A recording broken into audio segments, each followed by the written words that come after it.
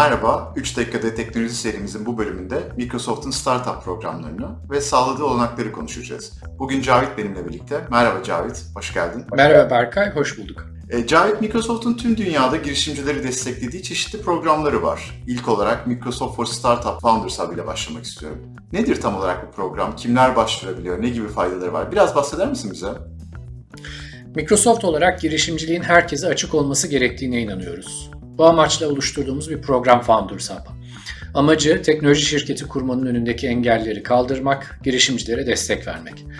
Fikir aşamasından ileri aşamaya gelene kadar tüm girişimler başvurabiliyor. Girişimciler sadece 2 adımdan oluşan başvuru sürecini tamamladıktan sonra Azure'dan GitHub Enterprise'e kadar birçok ürün ve servisimizi aktif olarak kullanabiliyor. Ayrıca ücretsiz, kişiselleştirilmiş teknik eğitimler ve dünya çapında konu uzmanı Microsoft çalışanları tarafından birebir mentorluk desteğiyle destekleniyorlar. Cavit, anlattığım program sanki önceki yıllarda olan bir Spark programına çok benziyor sanırım. Öyle değil mi? Evet, çok daha gelişmiş bir versiyonu diyebilirim. Peki Türkiye'deki girişimciler Microsoft aracılığıyla yurt dışındaki müşterilere ya da farklı kanallara ulaşabilir mi? Biz büyümelerine nasıl fayda sağlıyoruz? Özellikle belli bir aşamaya gelmiş girişimler için tasarlanmış Microsoft programları ve fırsatları var. Eğer girişim bir B2B programı ise, şirketi ise uygulamalarını tüm dünyadaki Microsoft müşterilerine açabiliyor. Bunun için de Azure Marketplace veya Microsoft App Source adını verdiğimiz pazar yerlerinden yararlanabiliyorlar.